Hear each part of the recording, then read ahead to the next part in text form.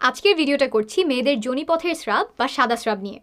লজ্জার কারণে এই বিষয়ে আমাদের অনেকেরই জানাশোনা অল্প, ফলে দেখা যায় অনেকে অসুস্থ হয়েও বাসায় বসে আছেন, আবার অনেকে সুস্থ কিন্তু তাও স্রাব নিয়ে দুশ্চিন্তা করছেন। আমি একদম হাতে কলমে দেখাবো স্বাভাবিক স্রাব কত প্রকারের হতে পারে, আর তারপর দেখাবো 5 ধরনের স্রাব যেগুলো দেখা দিলে ডাক্তার দেখানো প্রয়োজন। প্রথমে দেখাচ্ছি স্বাভাবিক সাদা স্রাব কেমন দেখায়।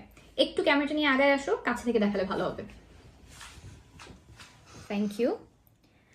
স্বাভাবিক সাদা স্রাব এরকম দইয়ের মতো ঘন হতে পারে, তার চেয়ে পাতলা হতে পারে কিছুটা, এরকম একদম দুধ বা পানির মতো পাতলা হতে পারে, মিশে যাচ্ছে। আবার ডিমের সাদা অংশের মতো কিছুটা জেলির মতো এরকম হতে পারে। এরকম যখন স্রাব যায় তখন দেখতে পারেন যে অনেক সময় স্রাবটা অনেকটুকু টানলেও ভাঙে না, কিছুটা এরকম। তাহলে এখানে দেখলেন যে স্রাব কেমন ঘন হতে পারে। এখন বলি রং কেমন হতে পারে। এইখানে কি কি রং দেখলেন? 2টা রং দেখেছেন। প্রথম 3টা ছিল সাদা, আর তারপরেটা ছিল স্বচ্ছ বা কোনো রং নাই, যে ডিমের সাদা অংশের মতো। তো এই সবগুলোই হচ্ছে স্বাভাবিক রঙের স্রাব। এখন বলি দিনে কতটুকু স্রাব যাওয়া স্বাভাবিক। সেটা হলো 2 থেকে 5 মিলিলিটার বা 2 থেকে 5 ml। এর থেকে একটু অল্প বেশি হতে পারে। এটা কতখানি, অন্তর্বাস কতটুকু ভিজে, সেটা আমি এখন স্যানিটারি প্যাডে ভিজিয়ে দেখাই। এটা হচ্ছে 2 ml আর এটা হচ্ছে 5 ml। 2 ml এ হয় এতখানি, আর 5 ml এ হয়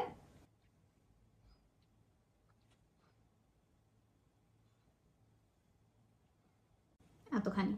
আমি এখানে কমলার জুস দিয়ে দেখিয়েছি যাতে একটু ভালো বোঝা যায়। এখানে কিন্তু দেখতে পাচ্ছেন যে এটা অনেক ভেজা আর এটা অনেক অল্প। তো এইটা যার স্রাব এতটুকু যাবে সে মনে করতেই পারে আমার অতিরিক্ত স্রাব যাচ্ছে, কিন্তু এটাও কিন্তু স্বাভাবিক। অর্থাৎ স্রাব এক এক জনের এক এক পরিমাণে যেতে পারে। আপনার জন্য যা স্বাভাবিক আরেকজনের জন্য তা নাও হতে পারে। আবার একই মানুষের মাসে এক এক সময় এক এক পরিমাণ স্রাব যায়। আপনার জন্য যতটুকু স্রাব স্বাভাবিক তার থেকে বেশি যাওয়া শুরু করলে সেটা কোনো রোগের লক্ষণ হতে পারে, তখন একজন চিকিৎসক দেখাবেন। অনেকে আবার প্রশ্ন করেন যে সাদা স্রাব বন্ধ করব কিভাবে। কেউ ভাবেন স্রাব যাওয়ার কারণে তার শরীর দুর্বল লাগছে, স্বাস্থ্য ভেঙে পড়ছে। এগুলো ভুল ধারণা। স্রাব শরীরের কোনো ক্ষতি করে না, বরং শরীরের জন্য উপকারী। স্রাবের 2টা উপকারের কথা বলি। 1, মাসিকের রাস্তা পরিষ্কার রাখতে সাহায্য করে। 2, মাসিকের রাস্তায় ইনফেকশন হওয়া থেকে সুরক্ষা দেয়। সাদা স্রাব বন্ধ করার কোনো প্রয়োজন নাই। স্রাব থাকাটাই স্বাভাবিক। প্রায় সব মেয়েরই স্রাব যায়। স্রাব আপনাকে দুর্বল করবে না, স্বাস্থ্যও ভাঙবে না। স্বাভাবিক স্রাব কেমন হয় সেটা দেখলাম। এখন দেখাবো এমন কিছু স্রাবের নমুনা যেগুলো স্বাভাবিক নয়, রোগের লক্ষণ। প্রথমে এখানে দেখাচ্ছি চাকা চাকা স্রাব। দেখতে সাদা কিন্তু এর মধ্যে চাকা চাকা রয়েছে, দেখতে কিছুটা দই বা পনিরের মতো। এখানে আমি কটেজ চিজ দিয়ে দেখাচ্ছি। এমন স্রাবের সাথে সাধারণত মাসিকের রাস্তায় বেশ চুলকানি হয়, প্রস্রাব করার সময়, সহবাসের সময় ব্যথা হতে পারে, জ্বালা পোড়া হতে পারে। এগুলো এক ধরনের ফাঙ্গাল ইনফেকশনের লক্ষণ। অনেকে এটা ইস্ট ইনফেকশনও বলেন। এই রোগটা কেন হয় বুঝিয়ে বলি। মাসিকের রাস্তায় কোনো কারণে যদি উপকারী জীবাণুর সংখ্যা কমে গিয়ে এক ধরনের ফাঙ্গাসের সংখ্যা বেড়ে যায়, ফাঙ্গাসের নামটা হলো ক্যান্ডিডা, তখন এই রোগ দেখা দিতে পারে। যেমন কোনো অসুস্থতার জন্য আপনি অ্যান্টিবায়োটিক ওষুধ খেলেন, অ্যান্টিবায়োটিক গিয়ে মাসিকের রাস্তায় ভালো ব্যাকটেরিয়াগুলো মেরে ফেললো, আর সেই সুযোগে ফাঙ্গাস অনেক বংশবিস্তার করলো, তখন এই রোগ দেখা দিতে পারে। এটা সারিয়ে তোলা হয় অ্যান্টিফাঙ্গাল ওষুধ দিয়ে। সেটা মুখে খাওয়ার ওষুধ হতে পারে বা মাসিকের রাস্তায় ঢোকানোর ওষুধ হতে পারে। চিকিৎসা শুরু করার 1 থেকে 2 সপ্তাহের মধ্যেই এটা সাধারণত সেরে যায়, তাই ডাক্তারের পরামর্শ নেবেন।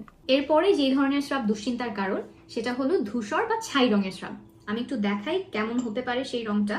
কিছুটা এইরকম স্রাব। এই ছাই রঙের স্রাব আনতে আমি কফি, ফুড কালার এবং দই ব্যবহার করেছি। রোগীরা সাধারণত আমাদের কাছে এসে বলে যে স্রাবে খুব দুর্গন্ধ যাচ্ছে, পচা মাছের মতো দুর্গন্ধ হচ্ছে, তবে তাদের সাধারণত ব্যথা থাকে না, চুলকানি থাকে না। এই রোগটা কেন হয়? যোনিপথে যেসব ব্যাকটেরিয়া থাকে তাদের মধ্যে যদি কোনো কারণে অনেক অদল বদল হয়, যোনিপথের স্বাভাবিক পরিবেশ নষ্ট হয়ে যায়, তখন এই রোগ দেখা দিতে পারে। এই রোগের চিকিৎসা হয় অ্যান্টিবায়োটিক ওষুধ দিয়ে। সেটাও মুখে খাওয়ার ট্যাবলেট বা মাসিকের রাস্তায় দেওয়ার ক্রিম বা জেল হতে পারে, তাই ডাক্তার দেখিয়ে নেবেন। আর ভিডিও শেষে যোনিপথ সুস্থ রাখতে যেসব জিনিস পরিহার করার পরামর্শ দিয়েছি সেগুলো মেনে চললে এই রোগটা আবার হওয়ার সম্ভাবনা কমবে। এরপরে যে স্রাবটা শঙ্কার কারণ সেটা হলো সবুজ রঙের স্রাব। আমি একটু প্যাডে ঢেলে দেখাই যে কিরকম হতে পারে। কিছুটা এইরকম সবুজ রঙের স্রাব যেতে পারে। এই সবুজ রংটা আনতে আমি লাইম ইয়োগার্ট, দুধ এবং ফুড কালারের সাহায্য নিয়েছি। এরকম সবুজ রঙের স্রাব গনোরিয়া রোগে দেখা যেতে পারে।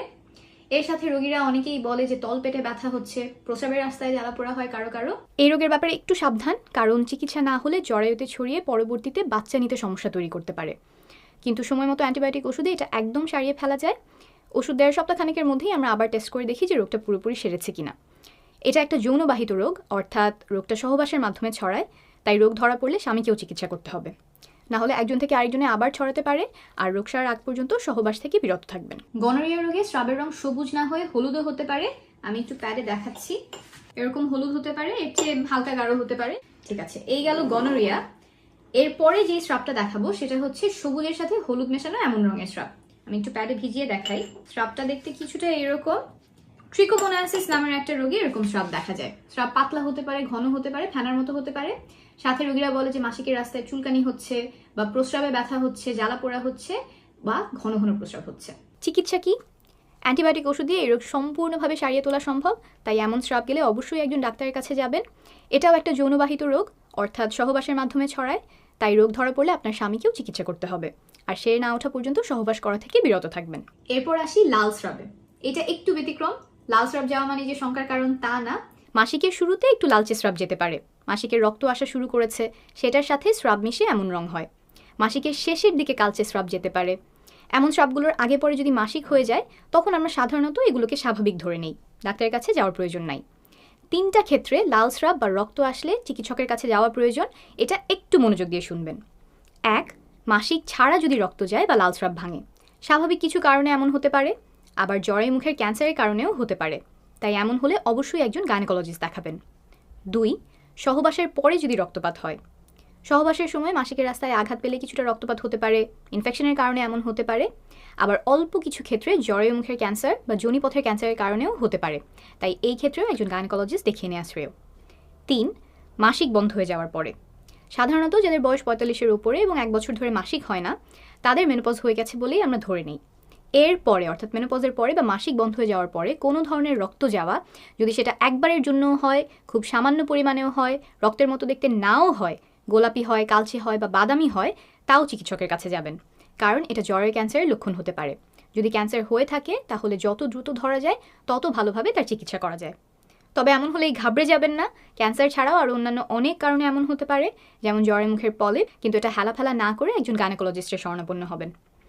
যারা এই ভিডিওটা দেখছেন, সম্ভব হলে আপনার চেনা জানা বয়স্ক মহিলাদেরকে আজকে এই একটা তথ্য দয়া করে জানাবেন, কারণ মাসিকের রাস্তা দিয়ে রক্তপাত হলেও অনেকে হয়তো লজ্জার কারণে বলবেন না, বা এটা যে ঝুঁকিপূর্ণ তা না জানার কারণে এড়িয়ে যাবেন। এখন বলবো যোনিপথ সুস্থ রাখার টিপস। 1, যোনিপথের ভেতরে কোনো সাবান, সুগন্ধি, ডুশ বা অন্য কিছু দিয়ে পরিষ্কার করবেন না, কারণ যোনিপথের ভেতরটা সে নিজেই পরিষ্কার রাখে, বাইরে থেকে কিচ্ছু করার দরকার নাই, কিছু করতে গেলেই বরং হিতে বিপরীত হতে পারে। একটু আগে যে রোগগুলোর কথা বলেছিলাম, ফাঙ্গাল ইনফেকশন, ব্যাকটেরিয়াল ভ্যাজিনোসিস, এগুলো দেখা দিতে পারে, তাই ভেতরে একদমই কিছু করতে যাবেন না। 2, যোনিপথের বাইরের জায়গাটুকু পানি আর সাবান দিয়ে পরিষ্কার করবেন, সাধারণ একটা সাবান ব্যবহার করবেন, সুগন্ধিযুক্ত সাবান ব্যবহার করবেন না, ধোয়ার পরে ভালো করে জায়গাটা শুকিয়ে নেবেন। 3, সুতি কাপড়ের অন্তর্বাস পরবেন। 4, খুব টাইট অন্তর্বাস বা পায়জামা পরবেন না। 5, ডাক্তারের পরামর্শ ছাড়া কোনো প্রকার অ্যান্টিবায়োটিক ওষুধ খাবেন না।